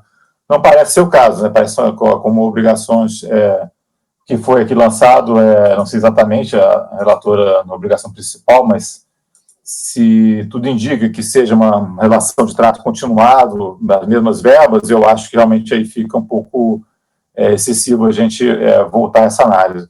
Em relação a essa questão o Leonardo quer fazer sua colocação, provavelmente, né? E também o Caio, eu já vou passar, mas é também um ponto assim que, então, assim, a gente tem, eu tenho votado, como o Caio provavelmente está apontando, a gente tem votado, né, que nesses casos é basicamente o 68, né, que dá essa questão, que é o processo de a decadência se conta por competência nas multas de trato no lançamento das contribuições previdenciárias, só que aí, quando a gente tem uma obrigação acessória vinculada diretamente a essa multa, que é essas obrigações principais, que são aquelas vinculadas ao GFIP, no caso 68, está tendo esse dissenso, né? Eu tenho votado sempre da mesma maneira que no caso das obrigações principais. Agora, o Mário está levantando que realmente, como é a questão da obrigação de fazer, que deveria, descumprida, que deveria gerar contagem do prazo decadencial, então poderia haver um impacto diferente. Eu acho que vamos fazer as exposições, mas se a gente não fizer uma exposição aí, não chegar a um consenso, eu acho que seria interessante até, mais uma vez, pedir vista e ver como é que realmente tem sido tratada essa questão com ponderação aí, né? Porque é uma questão importante, quer dizer, como é que, no caso do 68, se a decadência vai ser contada da competência do vencimento, nesse caso específico. Para a obrigação principal, tranquilo. Para as outras obrigações acessórias que não são relacionadas, tranquilo também. Agora, nesse caso, pode ter uma diferençazinha de tratamento em função se é da competência ou do vencimento não cumprido da decadência da obrigação acessória. Então, acho que poderia ser interessante, talvez, uma vista para consolidar isso, não ficar muito no acho, embora evidentemente, todas as opiniões são bastante válidas e importantes aqui. Passar para o Leonardo, por favor. Obrigado, presidente. Eu achava interessante realmente uma vista, eu não sei se o Mário vai pedir, para maturar bem essa... Sempre aparecem esses debates, eu acho que fica mais fechada essa questão do CFL 68. Eu até estava entendendo inicialmente que poderia ter alguém que pensasse o seguinte, que poderia estar decaído o principal, ainda que não decaído o acessório, porque a contagem é diferente, ainda que não decaído o acessório, como o principal decaiu, não haveria obrigação de fazer o lançamento. Então, não é que fosse uma decadência do acessório, mas que não haveria a obrigação de escriturar. Eu até estava entendendo que alguém estava pensando dessa forma, eu até me fugiu quem eventualmente estava pensando assim, ou se realmente eu me confundi aqui nas exposições. E ninguém raciocina dessa forma. Mas... E aí teria também a questão, teria que analisar a questão do âmbito de aplicação daquela súmula, acho que é 148. Enfim. Mas aí eu não sei se o Mário vai pedir vista, como é que vai ficar. Só isso. Eu entendo meu raciocínio, Leonardo, que eu até desenvolvi num outro processo, que é esse que eu acho que eu tenho que embargar por causa da súmula 148, eu sempre apliquei essa lógica. Ora, se o meu principal está decaído, o acessório dele eu não tenho que cobrar. Então, eu fazia, simplesmente, na sessão passada, nós fizemos isso. Nós simplesmente pegamos o resultado do principal e passamos para o acessório de CFL 68, que era um caso idêntico a esse. Aí, depois, quando eu peguei esse lote com muitas discussões de multa, eu comecei a ficar na dúvida, por causa da súmula, ainda que a obrigação esteja decaída pelo 150 parágrafo 4, aplica um 73. Aí, realmente, que começou a surgir essas questões. Mas a gente já julgou, sim. Ah, tá, então... Você não tá louco, não. Tá. Mas eu acho que aí teria até que abordar essa questão da súmula, ver esses precedentes, para ver se a questão, se você ainda que aplicando um 73, não reconhecendo decadência, se você reconheceria uma causa excludente e afastaria de toda forma, não por decadência, mas por uma questão excludente. Se lá está decaído, não tem a obrigação de lançar. Quer dizer, não teria aquela obrigação de estar estruturado, não era fato gerador. Então, como é que fica isso aí? Aí tem que ver muito de aplicação dessa súmula. Eu achava interessante uma vista para maturar bem essa questão do CFL 68, e eu acho até o colegiado ficar redondo para todos os eventuais futuros casos. Ok. Tem alguma última consideração? Tinha levantado a mão antes, só em relação a essa questão do vencimento e da competência aí, talvez queira fazer alguma colocação ou não? Não, ainda teria esse outro ponto. Ainda teria esse outro ponto de divergência, que é uma aplicação de outros recursos, de um recurso especial que ele adentra nessa questão do 73, seria o primeiro do exercício seguinte. Mas aí, dizer que é o primeiro do exercício seguinte não quer dizer também para trás o que seria até onde pegaria, né? Não está dizendo muita coisa, então teria que dar uma estudada nisso também. A súmula número 148, assim, eu acho que a gente dá uma olhada com calma, né? Mas acho que tem uma questão mais ou menos tranquila, porque isso aí o CARF usualmente faz de uma determinada maneira e a gente vai ter que seguir o padrão mesmo que é o certo, né? Em vez de ficar tentando aqui criar soluções, assim, talvez, não digo no improviso, mas talvez sem talvez a maturação necessária, né? Mas essa questão me preocupa, talvez mais a questão que está incomodando o Mário, da competência do vencimento, que eu não me lembro disso ter sido abordado assim, em algum acórdão que eu tenha visto. Assim, talvez seja uma matéria que mereça uma reflexão, até para também, né? Eu sei que o Mário está incomodado com essa questão há bastante tempo, né, Mário? Então, sempre se revira, quer falar, e aí eu acho que é um bom momento para a gente assentar isso aí, tá? Então, vamos fazer fica com vistas para o Mário, tá? Vistas, pode ser? Sim. Mas não necessariamente é a vista coletiva, tá? Eu acredito que seria um bom dever de casa todos olharmos esses dois aspectos. Particularmente a questão do vencimento, eu acho que é interessante olhar também precedentes, conversar com os colegas que trabalham com contribuição previdenciária há mais tempo, né? Não só o Caio, mas tem outros também, né? Então, vários, e ver exatamente se é isso aí mesmo, se está vendo alguma confusão da nossa parte. Repito, em relação ao 68, tá? Não em relação aos outros lançamentos, especificamente para o 68. Mário, por favor. Só complementando, a questão da súmula 148, ela é muito incisiva, né? Que ela faz, tem sempre com base o artigo 173. Então, essa discussão aí, apesar de até eu tenderia a comungar com o pensamento da Ludmila, mas eu acho que a súmula é muito direta. Ela fala, tem sempre como base um 731. Então a gente aplica a súmula que estamos vinculados a ela. Eu acho isso também, tanto é que eu estou querendo entrar aqui embaixo da declaração meu. Essa outra questão aí do 12 ou 11 2001, já houve essa discussão em outros momentos aqui na turma, nós tivemos já esse vai e vem, e eu particularmente eu não vejo se seria o momento, porque eu acho que na hora de executar o acordo, dá a mesma coisa lá na unidade preparadora. Eles vão considerar de janeiro para frente, né? Porque eles vão jogar para... É só uma forma de falar a mesma coisa. Mas eu particularmente isso, Márcio. Você sempre que levanta essa questão... Sim, mas eu acho que essa via... não precisa levantar, porque...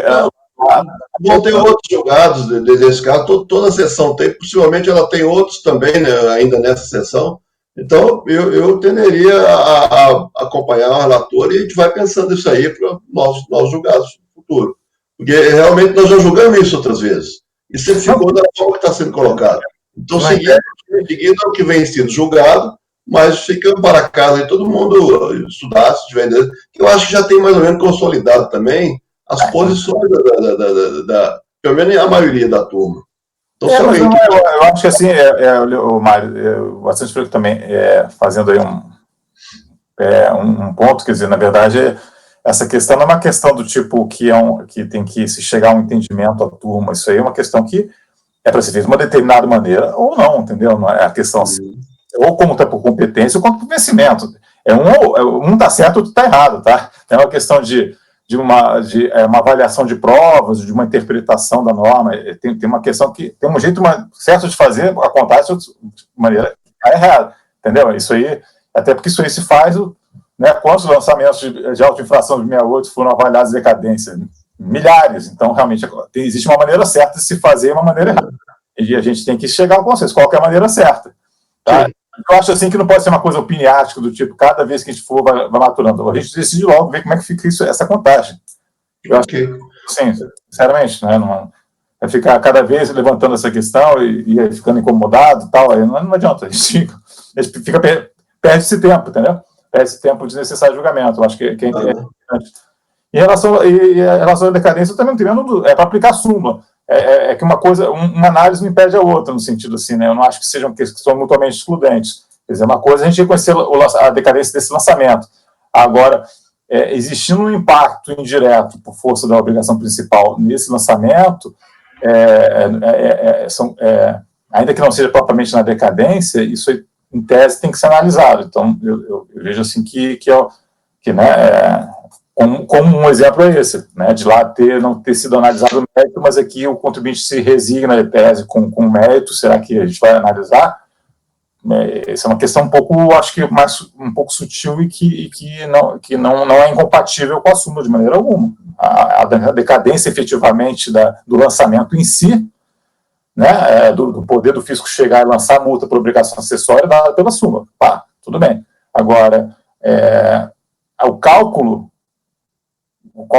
o valor desse lançamento, já que é 68, o que é exatamente esse que é o problema que eu vejo, né? Quer dizer, como é que o que for decidido na inflação principal pode ter impacto no cálculo, não no período propriamente do lançamento lá da multa obrigação acessória, que são questões um pouquinho diferentes.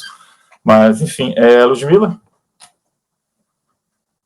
Uma última ponderação, né, que a gente tem outros processos a tratar, porque essa obrigação, a 68, como todas as outras acessórias, tem as acessórias propriamente ditas e as acessórias mais independentes. Se fosse o caso, não mostrou livro, independentemente dele ter arcado ou não com a obrigação principal, se ela é procedente, se ela é improcedente, existe um fato, ele não apresentou livros. Ok, aplicar 173. Só que nesse caso da obrigação acessória, que depende do desfecho da principal, as duas elas estão ligadas. Então, daí a dificuldade de você falar, aplica 173 e aí não, pera lá, se ela é dependente da obrigação principal, eu estou falando que você não fez uma escrituração correta. Você fala, não, aquele ali fiz corretamente, está comprovado no auto principal.